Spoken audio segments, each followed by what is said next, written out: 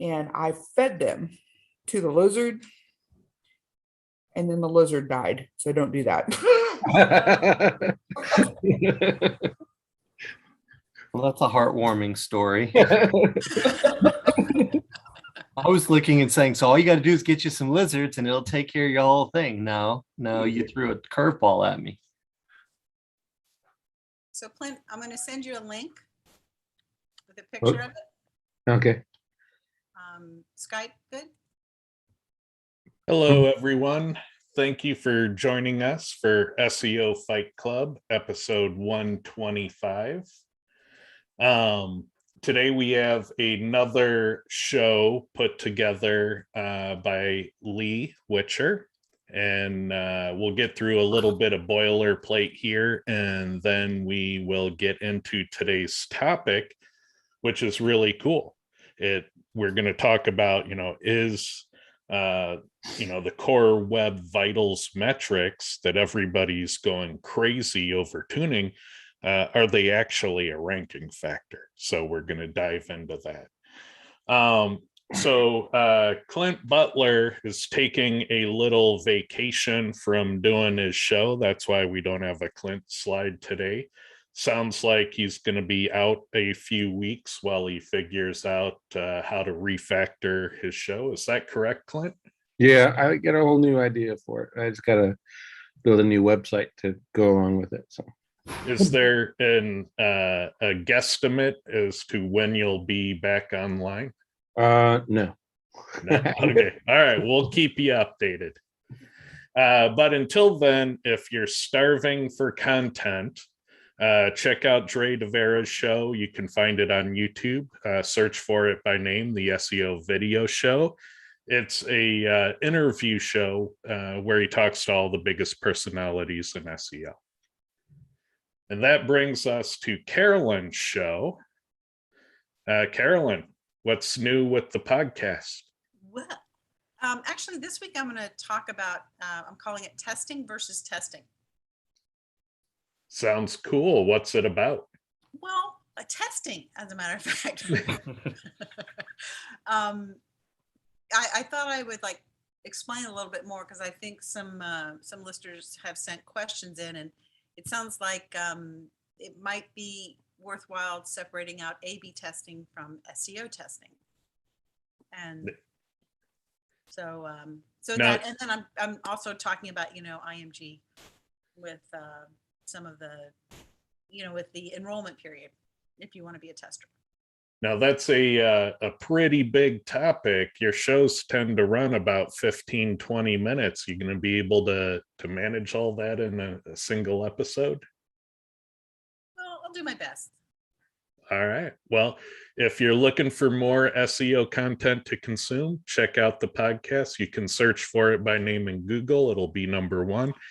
And it's on every platform you can imagine. So if you have a favorite, you can look for it there. All right, Lee, take it away. I've been running a group training. It runs 8 weeks, and it went very well. So we're starting another group up October 13th. It is for intermediate and advanced SEOs. If you're interested, you can check out the information on testedseotraining.com. And from there, you can apply. Not everybody gets in. I'm looking for specific types of people. So if you're interested, check it out, and look forward to chatting with you about it. Yeah, I've seen this whole course start to finish, and it is designed for people primarily who are familiar with Quora and the data from Quora. Even if you're out of date on Quora, as long as you have experience.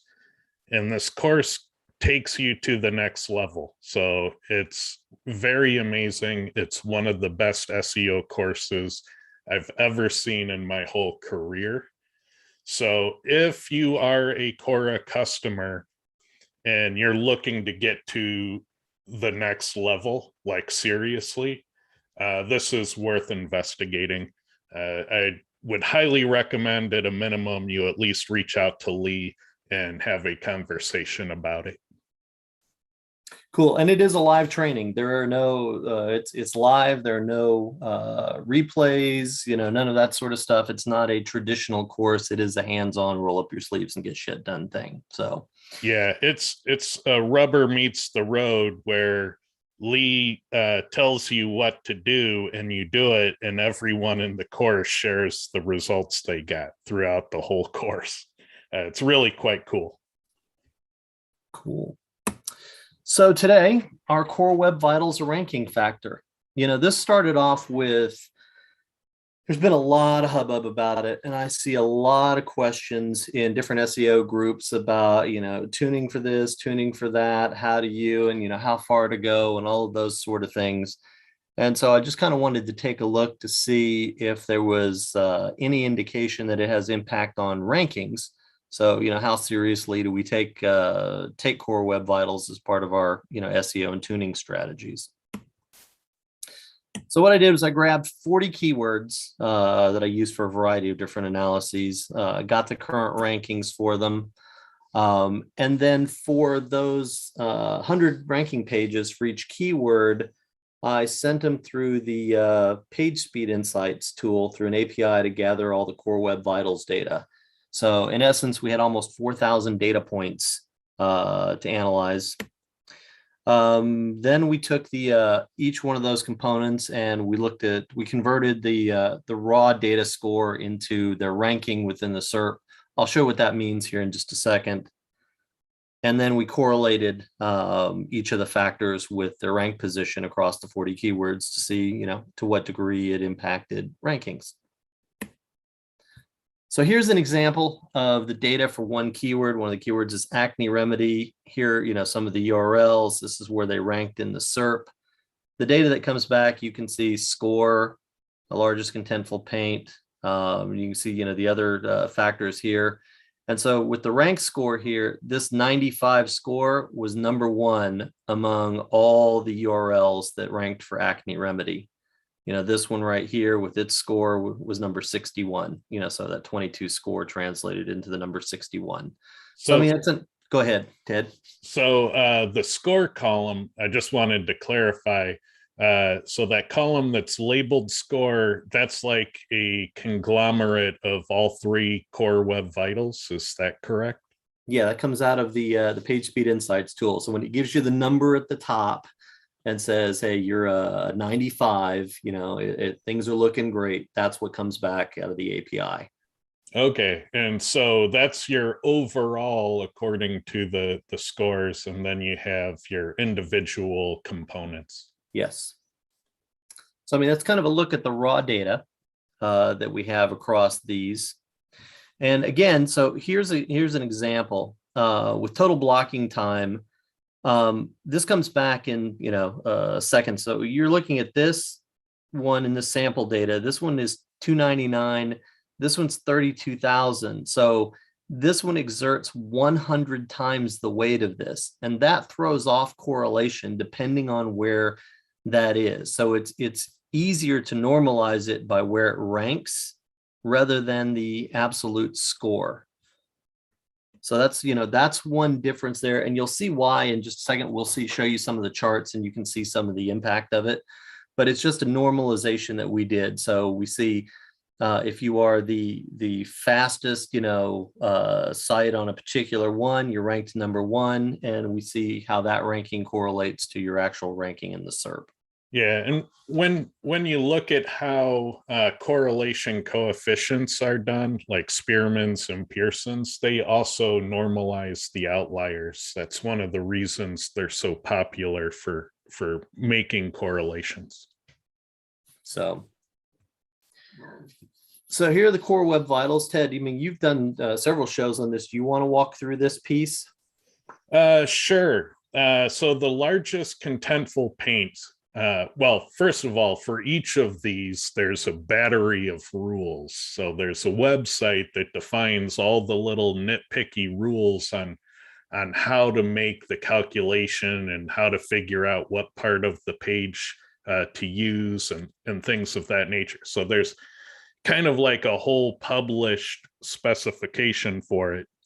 And the largest contentful paint, the spirit of it is that it's trying to find like the main body content and to figure out how long it takes to draw that main content. Now it misfires because it tries to find within the viewport and the highest Z index. And in many cases, that'll end up being your cookie policy pop-up. So there's a lot of weird things about Core Web Vitals that still haven't been fully ironed out. But the spirit of LCP is to try to figure out, how fast is your main content rendered.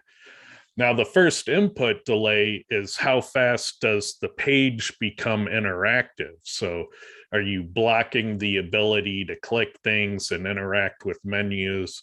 So that's another metric for usability. And then there's the cumulative layout shift, which is how does the page jump around as it loads? And so you might have seen in old school websites that content would appear on the screen and then be pushed down as the images would load and the content would be resized and moved and all of that stuff. So that's what the layout shift is. It's that type of behavior. Now, all three of these are basically client-side web page rendering efficiencies. So this is how well does the website perform on the client-side device. Now, on a desktop computer in an office, they're gonna perform pretty well no matter what website you have. But on an old cell phone out at the bus stop, these things are going to come into play more frequently. So it's all about the client side device for the web page and the type of internet connection you're on. And that's going to affect these types of scores dramatically. Cool. So basically, if you're looking at the Google PageSpeed Insights tool, you can see here, this is for SEO Tool Lab. The score here is 45. So that's one of the things that we have. It pulls the largest contentful paint. Total blocking time is what they use on here as a proxy for FID. And the cumulative layout shift is here. So those 4 pieces of data are what we pulled and analyzed, with the idea that if any of them are a factor or all of them collectively are a factor, we should see it somewhere impacting the sort order of the rankings. So here's a look at the keywords. I'm not going to spend a lot of time on this. They were chosen as a list for a couple of different analyses that I've done over time, but they were designed to be sort of a representative of a lot of different types of keywords. There's local, there's informational, there's high competition, low competition. There's a bunch of different things that sort of run the gamut on these. So they should give us a pretty good overview of, most of the keywords that we would look at. So again, we're looking for some indication of the relationship between these scores and ranking. That's all. So here was DUI Attorney Los Angeles. And so here for like largest contentful paint, these are the rankings 1 to 100. And these are the scores that come back for, for this particular metric. Now, if we saw that there was an indication of, some sort of correlation, you would see a particular slope to this. You don't. It looks random. And actually the correlations are random. And you can see that across all 3 of these factors and then the combined score that comes back. There's no pattern here that says if you score better, you rank better. Now this with the raw data, you can see these outliers have some really large numbers relative to most of the rest of them. This is the reason why we converted it to rank order. So this one would have been, for example, if these were 100, this would have been 97, 98, 99, and 100th in measurement for largest contentful paint, for example. Yeah, if you don't stare at data all the time and run correlations, it can be a little tricky to see random. Typically, what I look for when I try to visually see if it looks random, I imagine the data that's being plotted, and if I shuffle it from left to right in a random order, if it would tell the same story, then it looks like a random distribution. In all four of these charts, I think you could randomly shuffle left to right and it would tell the same story. Mhm.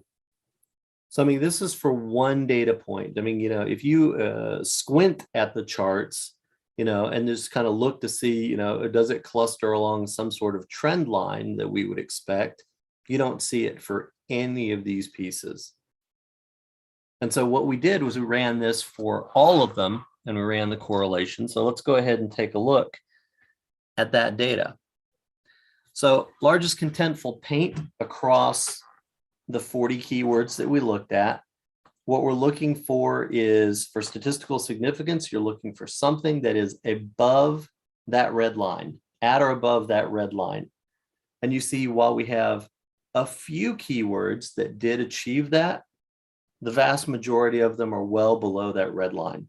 Yeah, and the closer to that zero middle line you get, that means the more your data looks like a random distribution.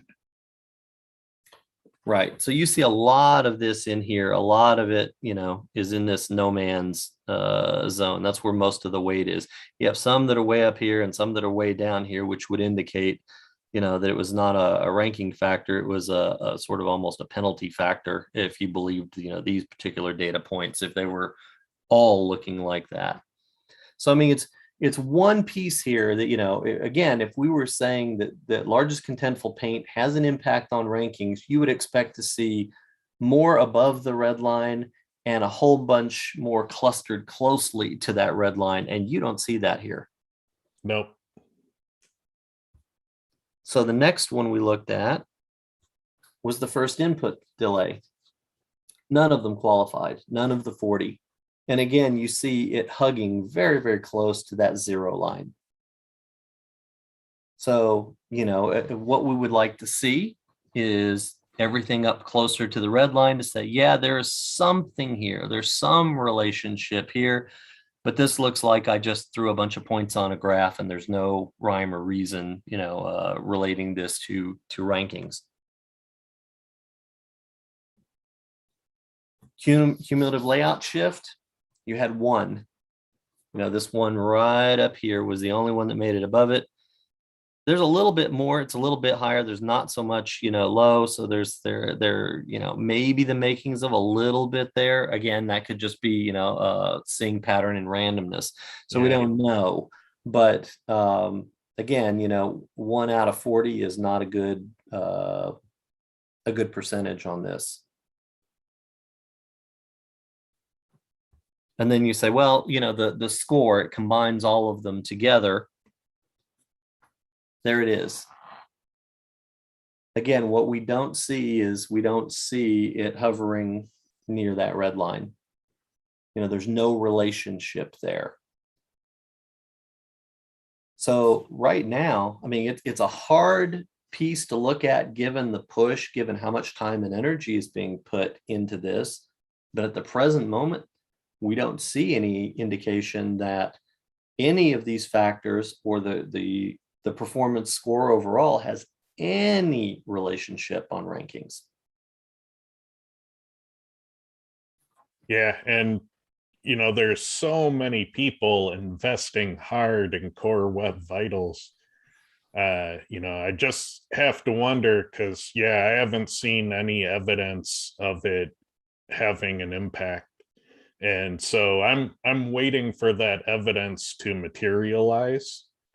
So, I mean, we could always do, the popular content of Google says it's a factor and And, we do the nuh-uh, we got data. But really what I want to do is find out when it actually becomes a thing, if it ever does. Like I think repeating this test after major updates would be cool to see if and when they turn it on. And for now, if you're heavily investing in Core Web Vitals, the question I'd ask of you is based on what? How do you plan to get an ROI on this? How do your clients plan to get an ROI on paying for that? Because it looks very risky to invest heavily in this based on the data. What do you think, Clint? Well, I was thinking of how to be devil's advocate. Mhm. And you did 40 keywords, and obviously, I mean, you have the talent and probably the resources to do more. Do you expect, let's say, if you did 40,000, would you expect your charts to pretty much look the same as they do now? Yeah, I do, because some of the if we go back and we're looking at some of the keywords, I mean, some of them are fairly simple keywords. Some of them are like mesothelioma lawsuit, really hard. DUI attorney Los Angeles, really hard. But some of them are a whole lot easier, like when is Mother's Day, and workout motivation music, or something that is fairly simple to rank for, that's not highly competitive. And if we saw that the ones above the line or hugging the line were the more competitive ones, maybe there's something there.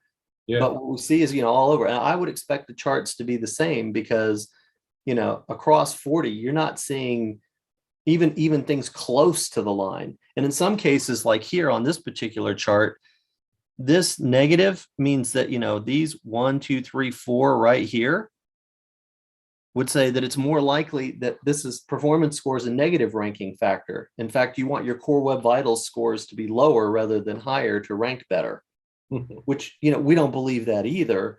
But that's more along the lines with what the data would tell you than it's a ranking factor. Right. I wonder if we could assemble a list of keywords that would largely only serve people on mobile devices, maybe like, bus schedules, train schedules, Mobile mechanic. cab companies, things that people would generally only do from a cell phone. I wonder if there might be a type of keyword that lends itself more to Core Web Vitals. Right. We can always look at something like that, but to be devil's advocate on that, we're struggling to figure out what those keywords might be, Yeah. which means for the vast majority of SEOs, probably not something they need to worry about nearly as much as we're seeing out there in all of the SEO groups that are chatting about this topic. Yeah, because the more I think about Core Web Vitals, there are two places where it makes a lot of sense. And one is on, the experience that you get from a mobile device. So maybe Google is genuinely interested in that mobile experience. And the other place where it makes sense is at Google. If you have to crawl and render 200 trillion web pages every year, then you really want the rendering efficiency of those pages to be good. So if you can increase the average rendering efficiency through a marketing campaign and vastly improve your cost basis, then that's a great win. So those are the two areas where I see it mattering most. So if we are playing devil's advocate, I'd say there's kind of a weak argument to be made that we should pick more mobile centric keywords. But I think some of the Fight Club episodes that you had months ago about this, talking about that a good deal of what goes into that score is out of the SEO's control. And so, how are you going to penalize, me and my website because a lot of my users are interacting with my website, as they ferry to work, and they're on, 3G on an old device or things like that. That didn't seem reasonable that Google could do that. And Google hasn't exactly been helpful.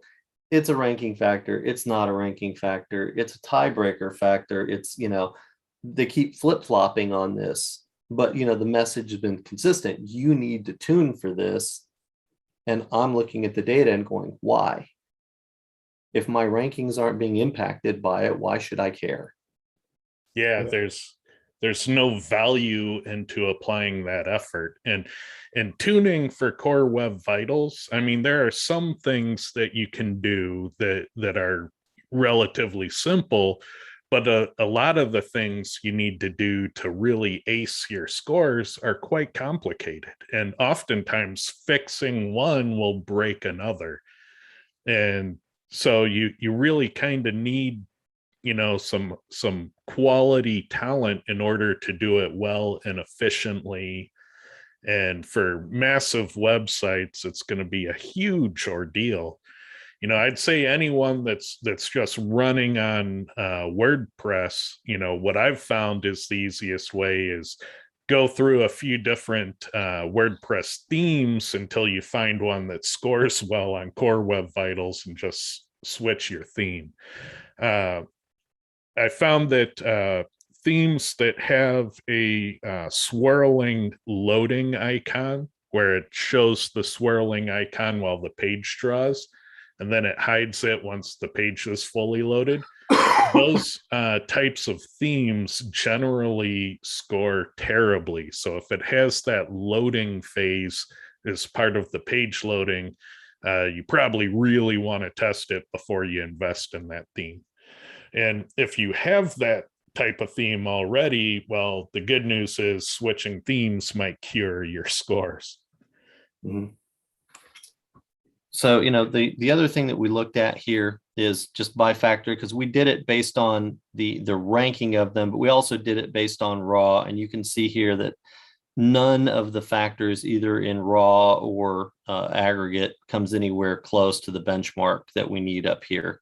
So, it's just doesn't matter how you cut the data on this. There was nothing to indicate that, to go after Clint's particular statement. There's no reason to go after 40,000 of these. There's not enough here to say, oh, it's close. We just need more data.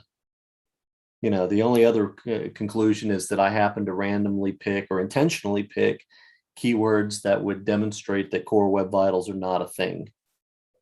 But these are keywords that I use in a lot of different analyses over time. So yeah, and I think the best way at this point, because Google has flip-flopped so many times, the best way they can send the community a message is to show it in the rankings. Yeah. That's where I'm looking. So Google, if you want to send me a different message to tell the world, I'll tell that message. Just show it to me in the rankings. Yeah. So, there's little evidence, but, this is not to say that it might not impact, conversion or something on those side. That's not something that we measure here. But, from a ranking perspective, where I see a lot of SEOs freaking out, oh my God, you got to get these scores down. I got to get them better. I'm not close to the benchmarks. You see some of these here. If you get into the raw data, some of these sites have ridiculously horrible scores, and they're on page 1. So I got a client now that's spent thousands of dollars. He even redesigned his site to meet the Core Web Vitals thing. I told him he's wasting his time, but he wants to go after that score. So, well, he spent that money and he probably saved Google a nickel.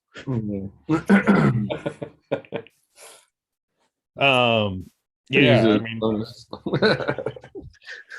It's very hard to justify, and I cringe. I hear stories like that and I cringe because that's real money for a lot of businesses. They can't afford to be doing that.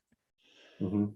And so this is the type of activity where I think Google is really making themselves a villain, because they're having these small businesses during a pandemic scrambling to do something that, by all measurements doesn't look like it'll do anything.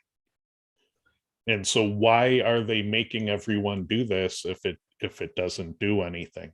Now, the argument I'm suspect that if they were here now and able to talk, they'd say, well, it isn't live yet. So does anyone have an idea of when Google is threatening to make it live as a factor? They said it's already out. Yeah, they said it's been rolling out for a while and it was supposed to be complete already, I think. Yeah, it started rolling out before that spam update, and it continued to roll out. It was scheduled to be done the end of August. So Okay, because I remember hearing that it was starting, but it didn't sound like it was live. Like, it's here. Ta-da. they said, hey, it's out, and then, oh no, it's going to take till August 30th to roll out completely. So my guess is they probably anticipated someone like you guys doing an analysis and realizing that it's not what everyone made it out to be. Yeah, I mean, if they come out and they say, okay, we're not October 15th, we're done now. Mhm. All right, October 16th, game on. I'll run the data again. Yeah, if it's already out, then this is horrible. And it's absolutely abysmal if this is it. I Sorry. feel angry for everyone who invested heavily in it. And I know I tried to talk everyone out of that, but it's just terrible. I did too. I ran a page speed optimization service. I could have made all kinds of bank off. So I told people, yeah, I turned away so much money telling people their websites are fine. And I feel better for myself having done that. Right. So were there any, I can't see, are there any questions in the chat? There's a few comments here. We got Thane saying he's not surprised by this. Lower core web vital scores could indicate a bigger page, and perhaps that indicates more relatives. I'm not entirely sure what that last part means, but that first part, I agree. We see weird things where like page speed correlates in the wrong direction, meaning that it appears Google wants you to add load time or to add slowness to rank better. And generally, when that happens, it's an indirect signal saying that they prefer larger pages with more content, because larger pages with more content tend to load slower. So it's totally possible that trend is continuing, and we see it in core web vitals, where the worse those scores are, the better you actually rank. But we'll see in time. We'll have to look at it more. 40 keywords is probably not enough for our industry, but it's certainly very telling for our corner of our industry that our guesses were kind of really on track. And so we'll run it again. We'll do more. I'm guessing probably after major updates, we'll keep running it, see if a switch ever gets flipped on it. Mhm. Let's see. Jeremy says the math/statistics prove you're right. Well, I don't know that they prove it, but they strongly suggest we're right. So yeah, it's definitely a growing mountain of evidence that Core Web Vitals does not help your rankings. Did you I had to step away for a second. Did you go over exactly how you did the tests? Yeah, Like- I picked I got 40 keywords. I ran them to the rankings, the top 100 for them through the Core Web Vitals, the PageSpeed Insights API to pull back the data for them.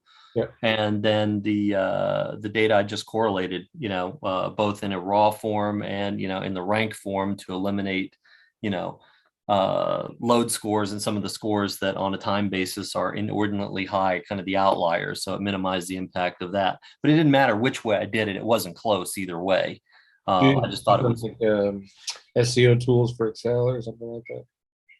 I'm sorry, what? Did you use SEO tools for Excel or something like that? No, I just I used the PageSpeed Insights API and Screaming Frog to pull the URL. So all I did was load the URL list in there and let it crawl and pull back the API data for the Core Web Vitals measures. Okay. Then I put them in Excel and just did all the correlations myself. Cool. That way, if anyone's listening and they want to do them themselves, they can. Yeah, Yeah, you can. I mean, it's just it's a correlation function in Excel, and you just grab the data, and it's not difficult. People want to know how to do that or something like that. They can always reach out to me in IMG, and I'm happy to show you how to do it. Yeah, there's also YouTube tutorials on, how to correlate things in Excel. There's probably several dozen of them. Yeah, correlate. Core users have a correlate tool, so you can use that as well. So there are a lot of ways to pull the data if you want to see it.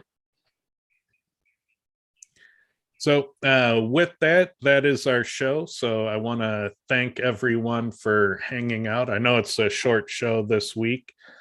And then next week, I believe I'm going to be out, so there won't be a show. Let me double check that. So yeah, next week, there's no show.